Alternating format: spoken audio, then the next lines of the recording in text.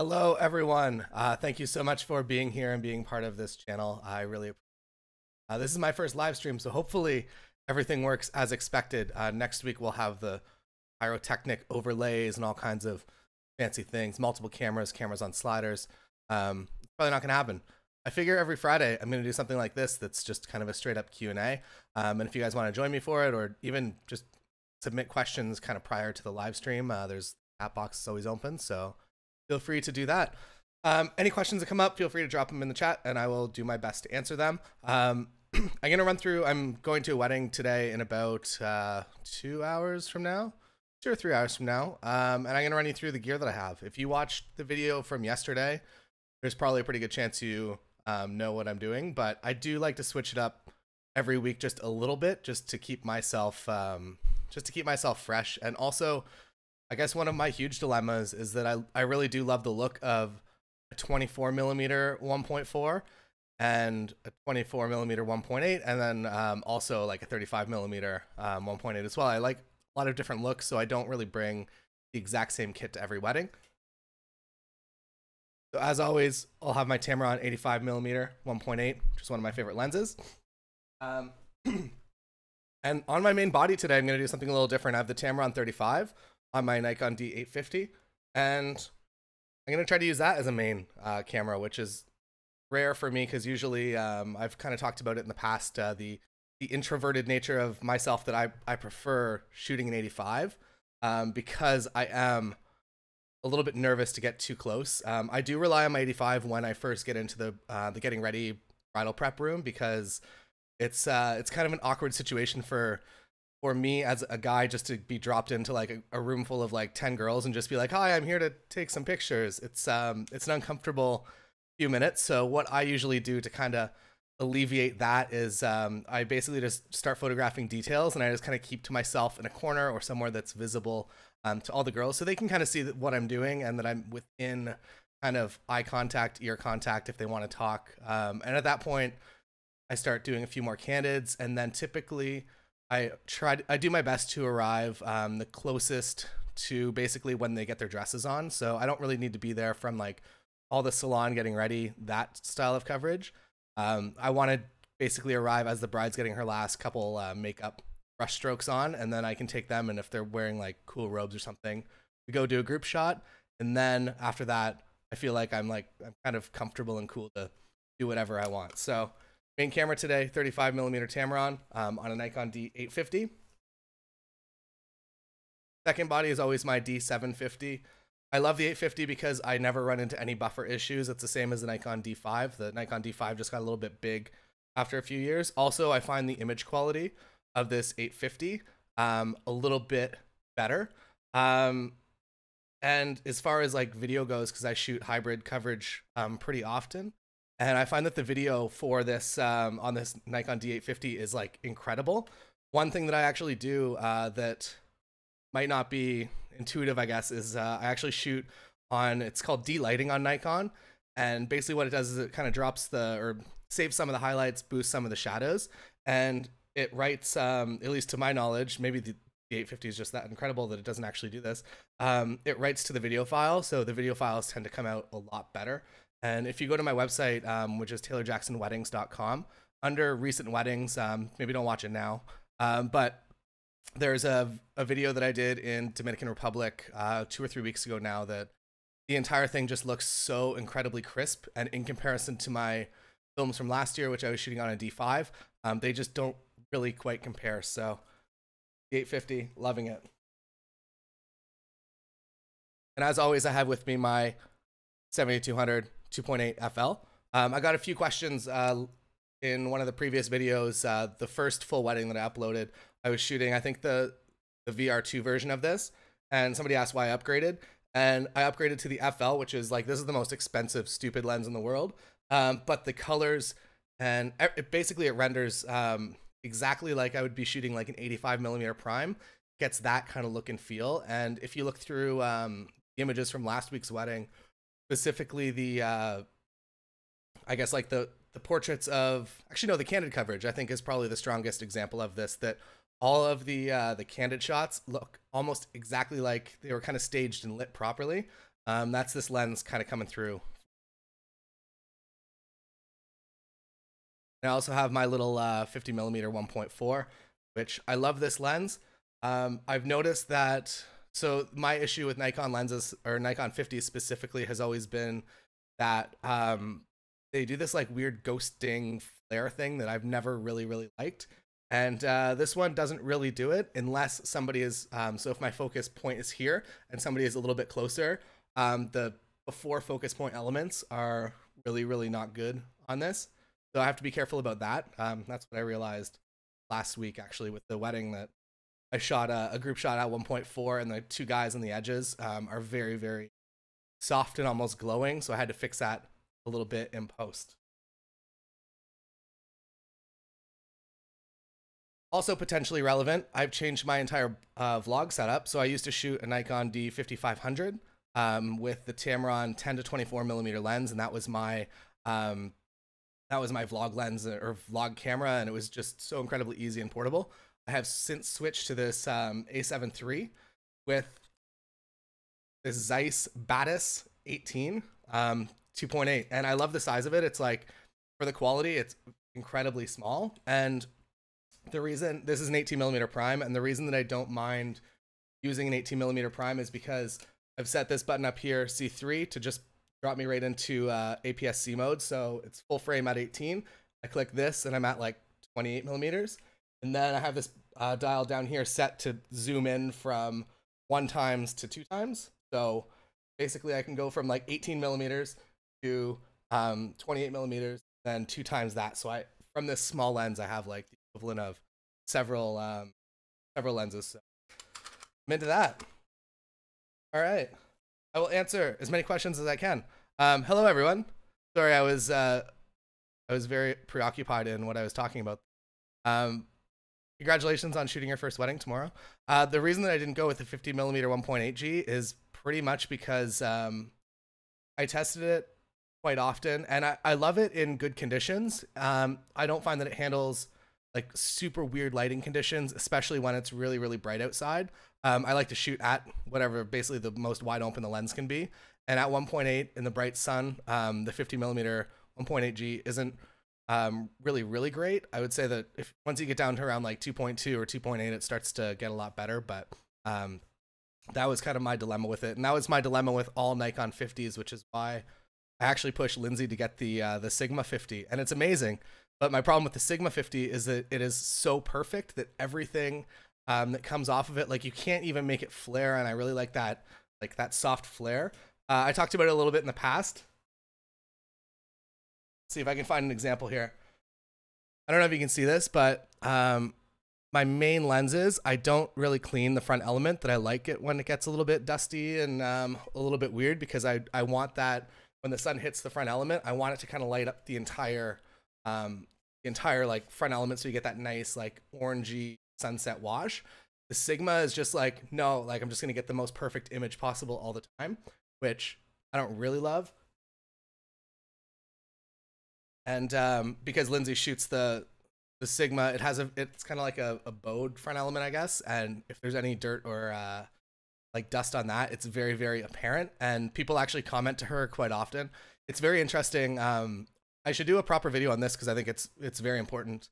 The dynamics between Lindsay going out to photograph weddings, Lindsay's my wife, she's also a wedding photographer, versus when I go out to shoot weddings. And basically, if she has a male second photographer, everyone will go up and talk to that male second photographer, and they will never talk to Lindsay. Lindsay doesn't exist, even though she's the main. So if I have dirt, or like if I have something on my front element, nobody really tells me. But if her front element's a little bit dirty, like all the dudes in the audience are like immediately calling her out on it, getting her to clean her lens, which is very strange. All right, I'm gonna read through some of these. So Seth says that his wife and I started a photography business. She's the lead shooter, and you're the second. You might run into that problem that I just talked about. Right now, one crop camera, mostly portraits. Should we invest in a full frame body first? I would say I personally love the look of full frame cameras, and I love the full depth of field that I get out of the lenses. And I know that not a lot of people, I guess, like shoot wide open like I do pretty much all the time, but I really do utilize that depth of field as much as possible. And I like it from like, if I'm shooting a 24, I want to see that depth of field. I get really, really close if I'm shooting 24. Or if I'm at 85, I really like that 85 1.8 look. Rather than when you're on a crop camera, basically what it does is it doubles, or at 1.5 times is the focal length of the lens, as well as 1.5 times the f-stop, like the kind of the look and feel.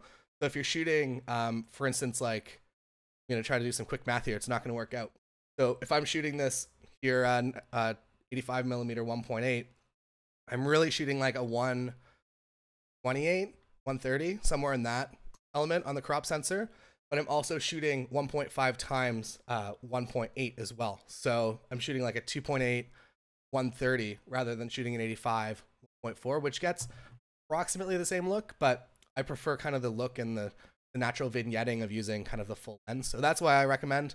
But lenses are, they'll come with you forever. So it's really the most challenging non-answer that I can give you is that you kind of need both, but depending on if you're Nikon or Canon, there's a ton of good full frame cameras that have come out. I still have my Nikon D700 from, I'm going to say 2007, and it's still an incredible camera. And the image quality that comes off of it is like still just amazing until you get to like 2000 ISO, then it really falls apart. But if you're outside, I challenge anyone to decide between this camera that's over 10 years old versus like my Nikon D850 kind of optimal light. You can get older full frame cameras, try them out. I would say that even something like a 5D Mark III, if you're in the Canon realm, is also good. Patrick says, what advice would you give to someone trying to build a wedding portfolio when most of their wedding images are not from a wedding? I would say, Patrick, to basically like start building your dream portfolio, whatever that looks like. I fell into the trap early on where I was photographing whatever was coming in. So I was booking a few weddings, and I was booking some Craigslist weddings for free, which are a whole other topic for discussion. And basically what was happening was my portfolio was being pushed in that direction of weddings that maybe didn't really fit kind of my dream career that I wanted to be photographing, like larger weddings and more events. And at the time I was like, wow, like it'd be really cool to have a wedding party with like 18 people and 20 people. And now it's like my nightmare. But at the time, like that's kind of what I wanted to do. And I basically had to just kind of start building that from the beginning. That I went out and I got my friends to basically model for me. I did a bunch of engagement shoots with people that I knew that I got along with already, that we would go out and they would be like instantly comfortable and we could get a bunch of good photos. They'd jump off stuff. I was very in the transition between like a skateboard, snowboard, music photographer and wedding. So my early portfolio is like strangely active as far as like just doing a bunch of crazy stuff. But that connected me with other couples that were kind of looking for that same thing, that wanted somebody like that. So I would say just like start setting up some shoots. If you know anyone that's been married in the past little bit, get them to put their wedding dress back on and go do some photos. Also, one of the huge hacks for like just instantly becoming like a super credible photographer is if you can set up a styled shoot in like a far off place, you look so good to the people back home. Like if you go and you do, I don't know where you live, but if say you're in Toronto area and you go and do a shoot in the Grand Canyon and you come back and your wedding portfolio is like 10 photos from around Toronto and then like this like amazing Grand Canyon styled shoot, that you are going to like instantly kind of rank as high in the credibility scale as everyone else. And it's not really faking it till you make it, because like you took the pictures. But it's very easy to kind of set that up, or just like tag along a trip. I've kind of talked about this in the past as well, that I would happily, if I could look back at my career and I knew that the first few destination weddings that I quoted on, I think I just went too high for somebody with literally no experience in destination weddings.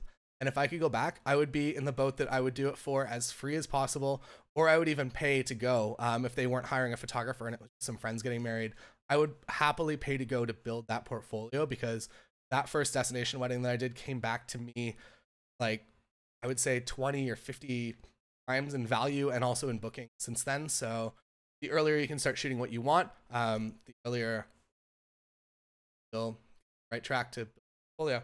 Sorry, I was talking really fast there for a little while. Take a little break. This is my Kathy mug. I got this mug at Epcot or Universal. No, Epcot. Disney World. It translates, I don't know if anyone here read this, but apparently it translates to Casey. If you could verify that, great. Because I definitely asked the girls that were from Shanghai, I was like, does this actually say Kathy? And they said yes. And then I looked this up on Google Translate and it said Kathy. All right, gonna get into some more questions here. All right, there's a lot of them. I'll try to answer them more quickly and succinctly than that last one. Jessica says that I noticed that that I use huge SD cards. I do. So my thing with SD cards is that I really am fearful of physically losing one. I'm not super scared of like card corrupting in a way that I am able to recover it because I'm shooting dual slots all the time, but I am super afraid of physically losing a card. And I think that that is way more likely in this kind of day and age of like proper digital. That's why I shoot such large cards. I have 128s in each. If I'm shooting my Nikon D850, I have these big XQD cards. And then if I am shooting, or when I do kind of begin shooting Sony, I'm going to be getting a bunch of these. These are like the fastest cards in the world. It is 300 megabytes a second, which is crazy. So my other SD cards, I don't know. But like a typical SD card, this one's 45 megabytes a second. Usually they're like 150. This is double the speed, which is crazy. And these guys are 440 megabytes a second, which is why I love them for hybrid coverage, because I can just take a lot of raw files and they'll write super fast and I can instantly be taking video. Whereas even with something like this, there's a little bit more write time, so that delay, I don't know, it takes a little bit longer. Vaughn Berry vlog, how's the A7 for autofocusing while moving and vlogging?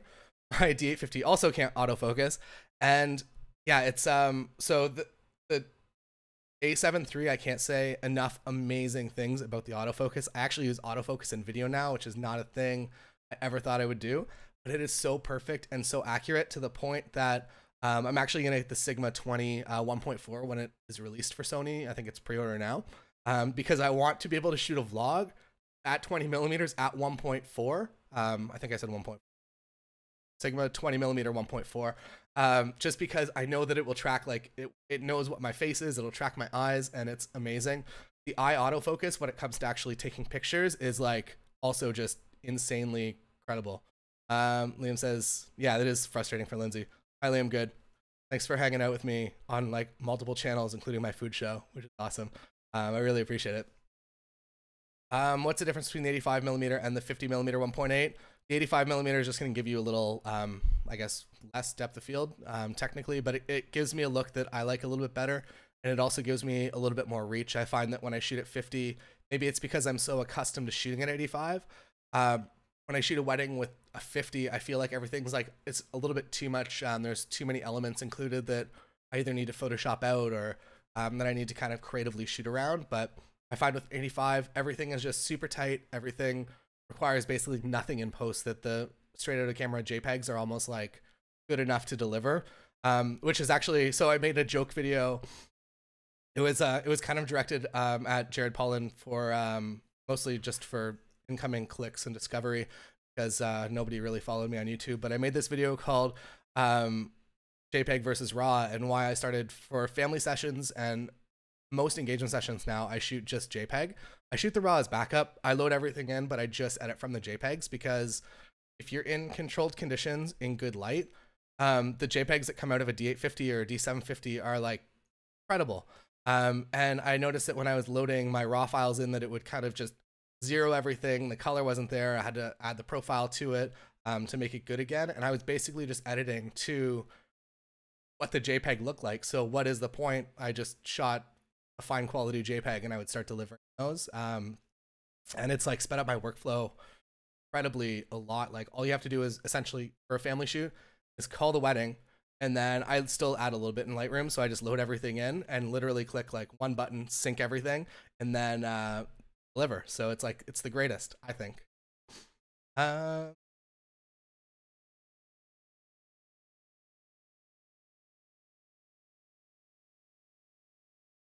Jonathan asks, thanks for joining the Patreon. I appreciate it. It's really cool. I want to do, it's almost at 100 members, so I want to do something cool. I don't know what that will be. If you have any suggestions, maybe drop them in the comments. Maybe, I don't know. I don't want to lead you down a direction, but maybe let me know whatever kind of a large piece of something valuable would be. And I'm happy to create it for you.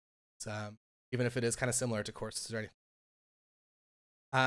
What do I think about the Nikon mirrorless rumors?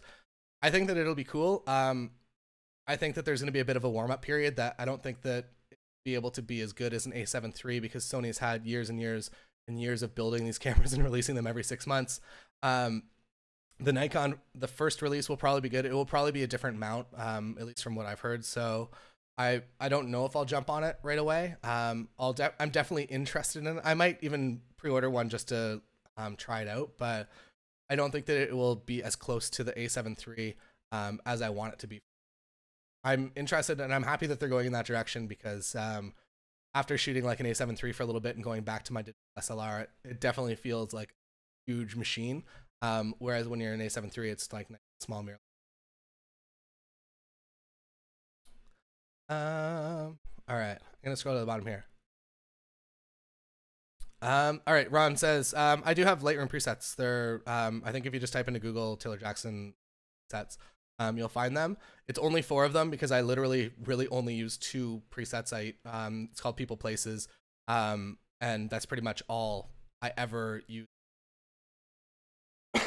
Apologize. Timothy Musa. I'm gonna see him in a few hours. He's photographing this wedding with me. What's the deal with the VHS 90s look that's trending right now? I think one of the greatest things I've seen in a little while, somebody shot a vlog on a VHS like full camera with a huge tripod. Tim, if you want to come over someday, you can have this. This is a Super 8 camera. I think I've tried to give this to you a few times and you haven't taken it yet. Marshall has all the film for it though, so I'll have to get that from him. All right, gonna scroll back up a bit here. Did I leave off?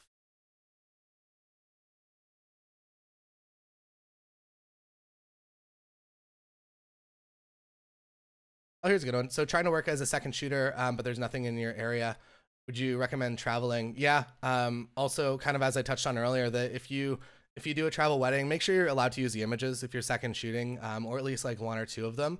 But I feel like if you actually travel, there's probably more of a chance that they will be totally cool with you using images. I'm personally fine with it. All my seconds can use their images as much as they want, but I know that a few people are kind of sticky about it, especially if like you're kind of reusing those images to market to take bookings away from the photographer that you just seconded for. But if you travel, I feel like they're going to be a lot more like that. And also kind of the cool factor again comes in with that you're now a photographer that's traveling, that's doing all kinds of cool stuff out in the world, and you're bringing those images back home, so you seem more credible to people because you've traveled, even though you kind of did it out of necessity. Which lens to get, the Sigma 35 1.4 or the Tamron 1.8? And so Tim has the Sigma 35 1.4, and the image quality is incredible.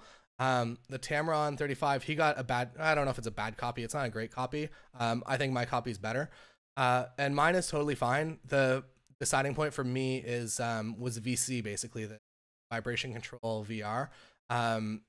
It's like, it's just super helpful to have. Now that I'm on to the Sony train for video, it's not as important, but if you're still shooting video on digital SLR, I would recommend getting the Tamron just to have that extra little bit of control.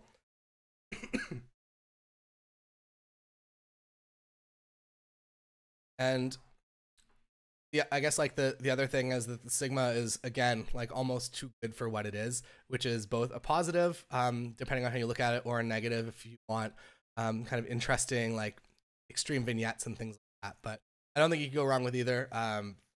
They're both great. I like the smallness of the Tamron 35. And if you go on my channel and look for the Porsche road trip, I shot pretty much the entire thing. I'm going to say like 95% of the film. There's some drone shots, and my camera died and I had to use my backup, which is crop sensor 5500. With the exception of like those 2 sections, everything else is literally from that Tamron 35. So get a feel for the quality video. But yeah, for pictures, definitely the Sigma sharpness and everything. Kevin asked typical metering mode for weddings, and I shoot everything manual. So I have my meter. I think somebody commented on it yesterday, the fact that like my meter just goes wild and I pay like absolutely no attention to it.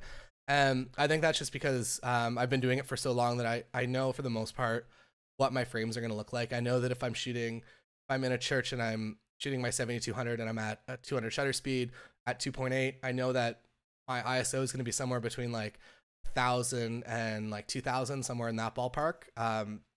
So I don't really pay a whole lot of attention to my meter. But one other thing that I mentioned in yesterday's video was that by shooting manual, you really speed up your post-production time. So if you're shooting aperture priority and your frames are that you need to do these like micro adjustments all between all the frames, that if you're able to just shoot manual, that you can now batch process. So everything of them coming down the aisle in the ceremony is now like a one button click. You edit one photo and sync it across all of them, and that will like incredibly change your workflow. How much should I charge for a wedding as a beginner? So I don't know if I know the official answer to this, but I will say kind of what I did. And what I did was I tried to shoot as many weddings as I could, which was awesome in theory.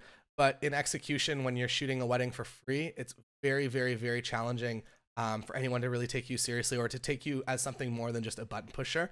Like when you show up, you're not an artist. You're not your name. You're not like, I wasn't Taylor Jackson. I was literally somebody that came there to like press the button for the family photos, a couple photos of the couples, and take off. Maybe in your experience, it'll be different. I found those weddings off of Craigslist, as funny as it is. And I had maybe like, I don't even know if I originally had any photos that were weddings. I think I just had a music portfolio. And I was like, hey, like love to shoot a wedding anywhere in Ontario. And fortunately enough, a few weddings came in for like within the next 2 months. That's another like huge annoying thing is when you're trying to get into wedding photography and you book a wedding, it's like it's a year away in some cases, I guess. And you have to like almost like wait, and you're like, I want to build my portfolio, but I have to wait for this wedding. So again, my advice for that is just like go out, start building your portfolio.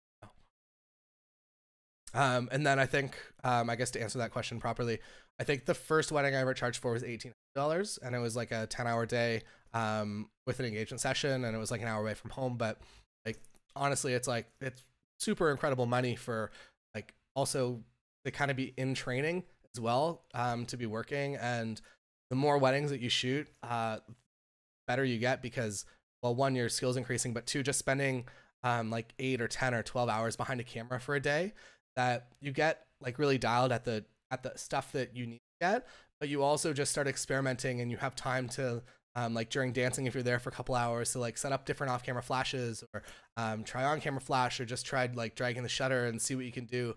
There's lots of different options of and you figure out what works, and you bring it to the next wedding, and you only do the stuff that works, then you add new and interesting skills. How do you deal with the anxiety when shooting events? I find myself stressed out when shooting larger events. 5 minutes distress. I don't know. I'm pretty relaxed, I would say. I think it's also that I've been doing it for so long. One like super weird thing that I realized probably last year was that I found myself, regardless of how much water I drank, I was very dehydrated by the end of the day. And I think that was because I was constantly in like kind of that stress, like problem solving mode, that I was like, all these new problems were coming up, and I was like, whether I was consciously or unconsciously solving them, it was just like, I was constantly, if I was there for 10 hours, I was like mentally doing stuff for 10 hours, and it just like burned me out. So I think it just comes with more time. And the more that you shoot, the more comfortable you get, is like, I guess like the solution to it. And I think now also having like a second photographer or a wedding planner or a venue coordinator or somebody that can help you, specifically with like the family photos, that's the only time that I really feel myself stressed now, is if it's like a huge group of family and they're already into the drinks and everybody's everywhere, and no one will look at me, and everybody's looking at other people taking pictures, and I don't really want to tell those people to stop taking pictures because they're guests at the wedding, and I don't want to be that photographer, but also like I want everyone to me. If you have somebody else there to kind of step into that role and be like, hey guys, like let Taylor shoot his photo first, and then like you guys can take your picture, and then when you're the only one up there. Another solution, I guess it's kind of unrelated to that, is if you just put the biggest lens possible on your camera, people tend to take you more seriously. I learned this with concert photography when I would show up to the back door of a concert venue. If I just had a gigantic camera, usually no one would ask me questions. And I tried this. I never got caught. I'm going to say I tried this like 10 or 12 different times. I was shooting legitimately for a magazine, but sometimes I just found out about a band too late and I didn't have time to go through proper channels to get PR approval. But if you show up at the back door with a big thing that looks official, they'll let you in sometimes. But for wedding days, like if you just have a big camera, people are a lot more likely to take it seriously, as sad as it is. And I know that my wife, Lindsay, struggles with that when she shoots a 50. No one will look at her, but then puts on a 7200 and just like this big camera, and sudden every maybe more of a struggle for males, which is sad, but definitely something interesting. But yeah, the more you do it, the more you'll be able to. Jade asks, how do you become a Patreon member? It's just, there's links in most of my videos, but if you go to patreon.com/TaylorJackson, a lot of stuff there. And I'm going to be uploading, I think it says officially like one video every Monday, but there's a lot more, content than just. Lost my place again.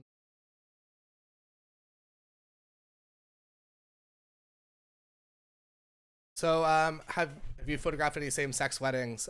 Yes, I have. And I don't think that there's much of a difference, if any, really. It's, yeah, I guess I've done maybe 5 or 6 of them now. And yeah, no real difference. I use them in my portfolio because like the images and they were super happy. So yeah, no extreme differences that I can kind of for same-sex weddings. Is an Nikon D5300 good for weddings? I would say if you are photographing, if you're being hired to photograph weddings, I would say maybe rent something that's a little better, like even like a Nikon. It's probably worth the extra like $50 or $100 to rent like stuff. And that way it's like, it's kind of selfish. Like my first few weddings, I would rent a 7200 because I really wanted that 7200 look. Because I thought that it looked incredible. So I would rent it, and then those images would end up in my portfolio, and they would eventually book you. Beginner camera, I would say that that's kind of would be my strategy. So regardless of what beginner camera you get, to always rent if it seems like it's going to be important to your wedding, something like that. Jessica asks that Lindsay, my wife, and I, that we have slightly different brides. And I think that that is 100% true. I find that my brides and grooms are, for the most part, like the most easygoing. They want me there. They by no means want photography to be like part of their, actually have their day. Whereas I think Lindsay's brides are a little bit more into the photo aspect of it. That they want to go to locations that are the best photographically. Whereas my couples are, oh, if this is like on the way, we'll stop there and do it. Also, I think we're similar in the sense that for actual like couples photos, if I am photographing the couple for more than 20 minutes, that's like super rare. I usually space it out, so we'll do like 10 minutes of photos with them, either like before or after the first look, or after the ceremony, or that's about it. And then usually I take them for 10 minutes over sunset, regardless of kind of what happens. So if I have them kind of for either those like getting ready photos, or in between the ceremony, or getting ready first look photos, or the ceremony, then that's like more than enough. And 10 minutes like on site somewhere is more than enough time to get what I need. And I have kind of a sense of when I know that they're either getting sick of photos, or one of them is just kind of bored of it and they just want to hang out with their friends. And I'm super receptive to that. I want them to enjoy the experience of their day rather than making it like all about the photography, stealing them and pushing the schedule behind them. Not that Lindsay does that. She's very respectful of schedules as well. But I think that her brides are a little more into giving her a little bit more time for photography, focusing more on that. Chris asks, when shooting a wedding, what picture style do I shoot in? I don't know. Find out together. I think I'm just in. So the one thing I do is I shoot D-lighting on extra high, and I'm just standard picture control. Super boring, right? Yeah, completely standard, boring. Like the sharpening is down one tick.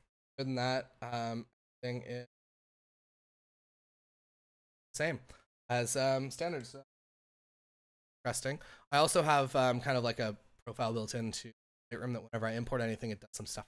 So that's kind of what at least kind of baselines all my images. And then as well as I don't do all my own post production. I have a company for that, but I don't. So I'm not going to. So you can definitely find people that will post process for you. Lindsay's recently been using shoot.edit, and they have so far been amazing. Apparently their I guess like their system to actually get the images delivered is a little glitchy still, because I think they're in the process of switching over FTP style system. But other than that, like the images that come back look better than what she would have edited them. Not no offense to Lindsay, she'll agree with this as well, but they really do take a lot of time and effort on every single image, which is can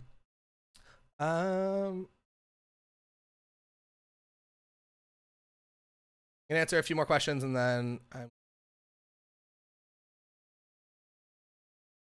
are you having any second photographers come along with you to weddings? Any new second shooters?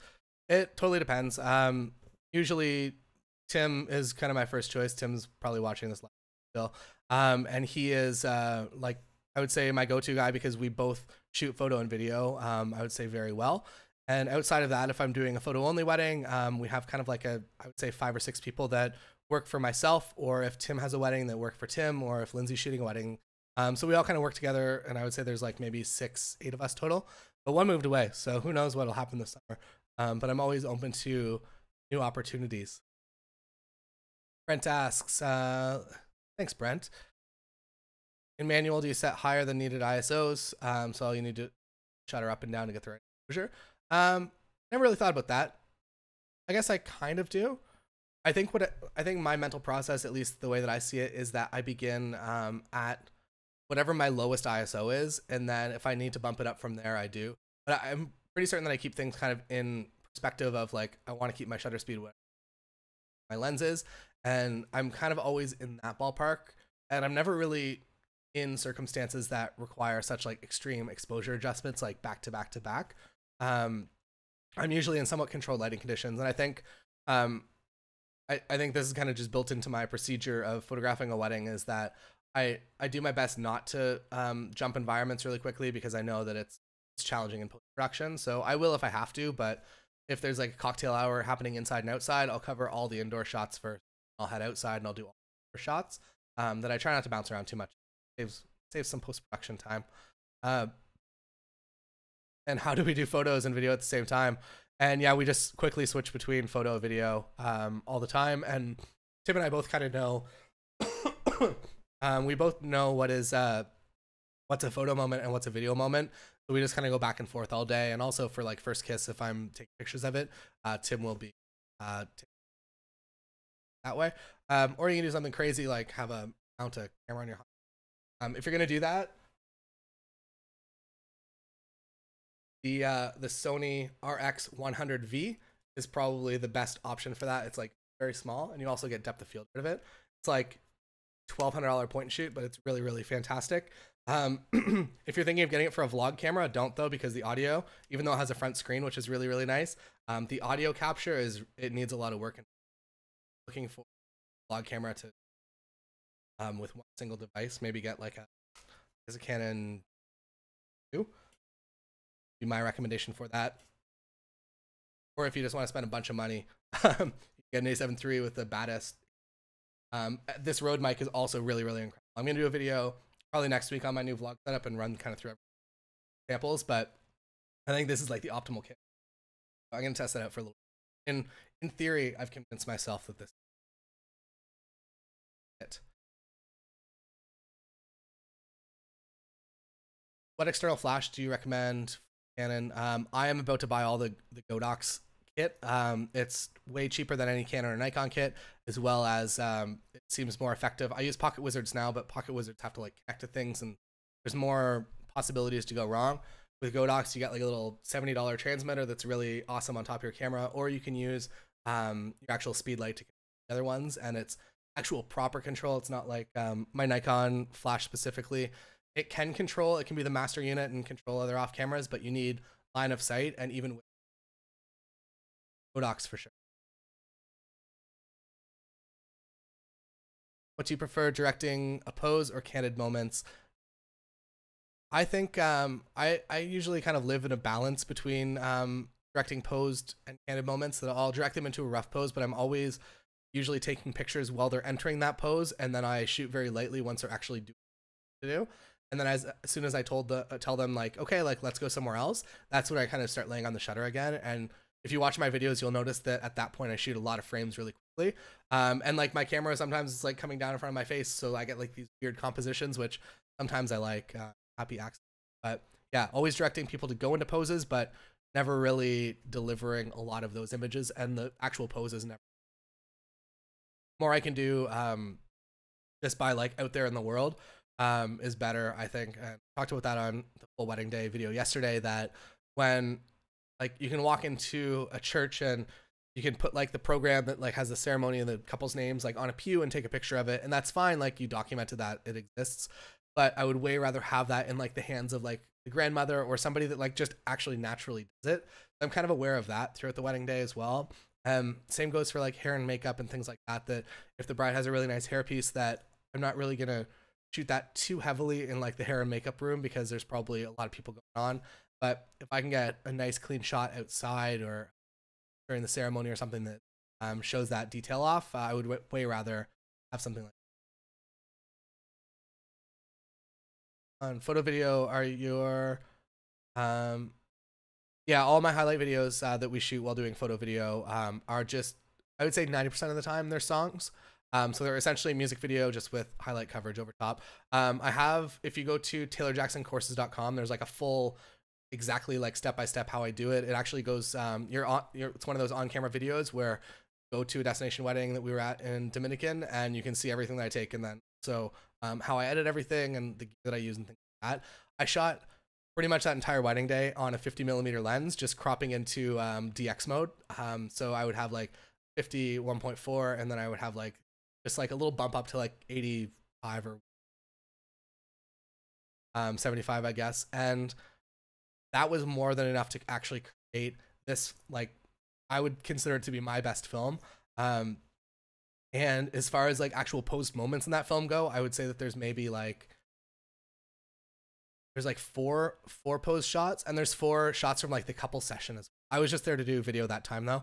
But there is a video in that course as well about how to do dual photo video coverage as well, which is tricky to explain in video format, but I think I did the best job possible. Yeah, it's like all day you're just kind of doing both. You just figure out what moment is what, and kind of bounce back and forth.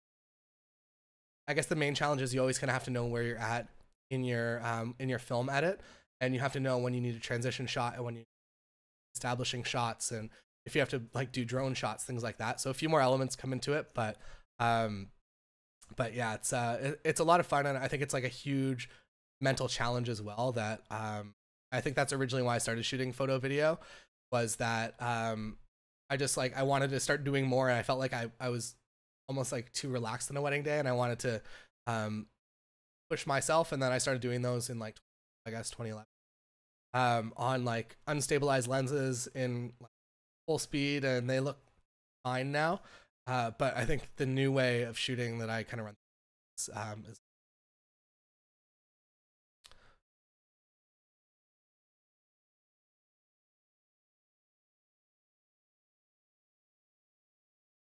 Ben asked what is shoot.edit's turnaround time, and I think it's like 5 days. Somewhere in there. It's like basically you get home from a wedding, and if they're calling for you, you just upload a full catalog of smart previews so that they have like the tiny raw files to edit from, and then they send you that catalog back, and it's I don't know, it's easier to send like 500 megabytes that smash the DNGs into than to be sending like full raw files to them, and then you reconnect it with your computer here and you export. But yeah, it's a pretty easy process, and I think most companies would probably use it.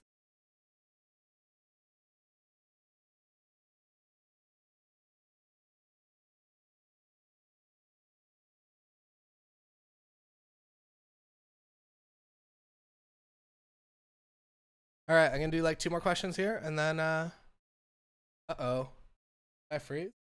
Nope, good. All right. So two more questions. I'm gonna go down to the bottom here. Um, what are your wedding packages that you give to clients?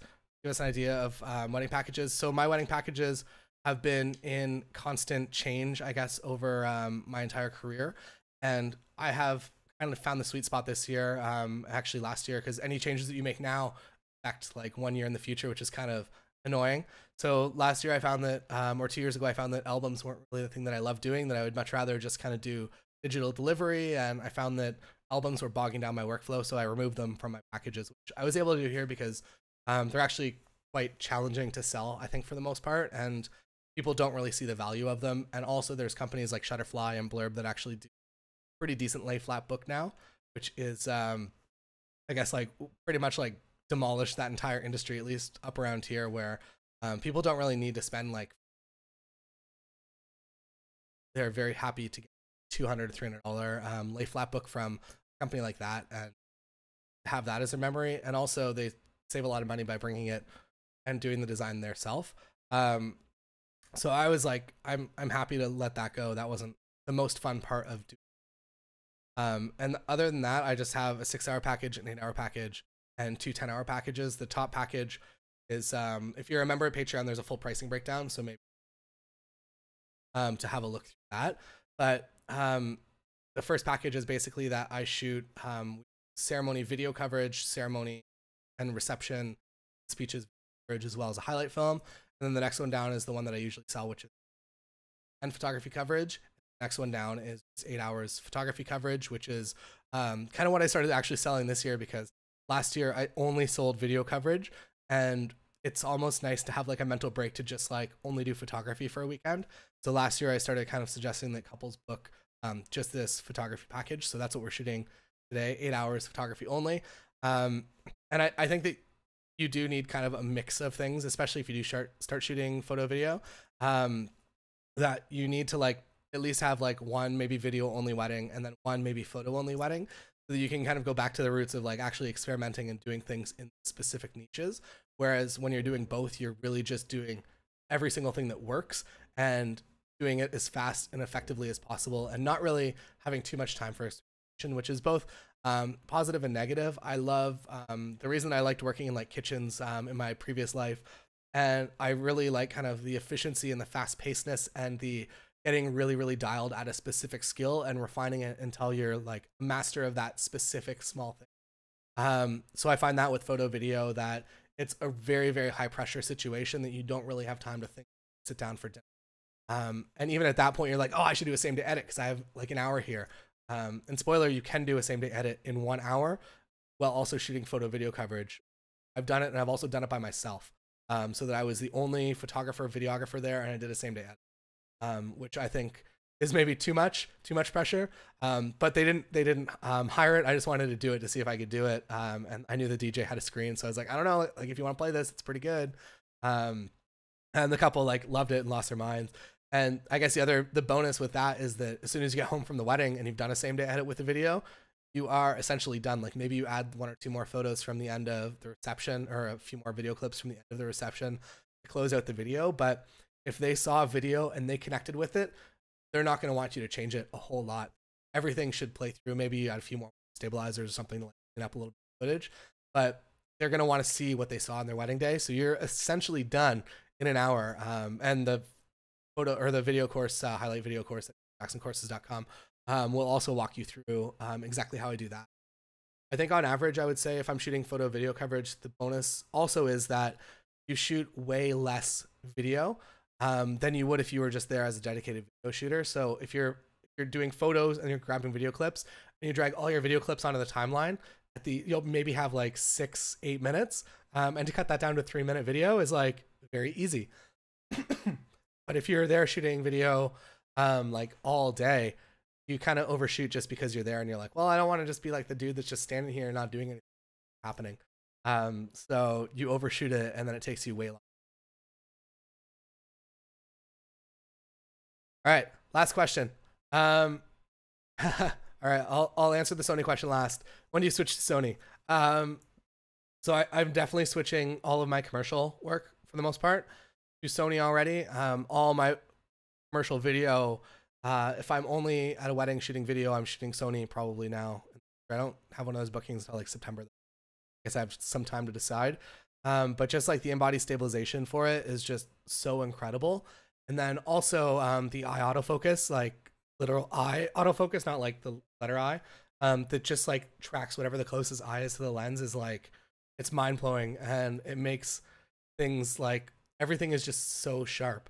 My struggle with it right now is that that the colors and just kind of the overall look and feel of the image isn't quite there yet. So I'm still working with my profile internally in Lightroom to. All right, I think I'm gonna close it out here. I'll be back next Friday. Thank you so much for all the questions. I really appreciate everybody both stopping by, giving me like almost an hour of your time. I expected that like 2 people would come to this and that I would be answering questions that I created for myself. I'll give you a few like quick little takeaways for like other content if you want to go see it. I'm sick. So if you want to, I guess like maybe the 2 or 3 best things that I've heard. I listen to a lot of audiobooks. I don't necessarily read a lot of books. I find that it's easier just to throw something on here and go for a walk or a podcast, something like that. I listened to the Chase Jarvis podcast with Gary Vaynerchuk. I think it was at Photo Plus this past year. So it's a little bit old now, but everything on it was like super, super good. I got a lot out of that. It's like an hour of Chase and Gary V just answering questions from the audience. Super, super good information in that. Also Akimbo by Seth Godin. It's his new podcast. They're like shorter 15, 20-minute episodes, but each of them is about a very specific topic, not necessarily related specifically to wedding photography, but related to business and advertising and kind of like the outer edge of outer edge of photography. So I would recommend checking his stuff out. It's very, very cool. But Lindsay and my honeymoon, and I went through like all the episodes that existed in like one day because they're so short. And yeah, also I guess unrelated, I'll announce this next week, but if you're here, I'm going to tell you now that I'm going to be launching an affiliate program for all my courses. So you're able to sign up and you're going to get like 30% if you post a link and somebody buys it. So if you've gone through one of the courses and you really like it and you really want to refer it to your friends or make a video about it or do some like get extreme and do some targeted advertising to make some money or whatever, feel free to do that. That will be up probably Monday, Tuesday. I'll make an official announcement. So yeah, feel free to sell those courses if you got a lot from them. Money get paid. All right, see you guys probably tomorrow, I guess. I have a very weird wedding weekend this weekend. Today, and I'm technically not shooting wedding on Saturday, but then on very strange. But tomorrow, YouTube.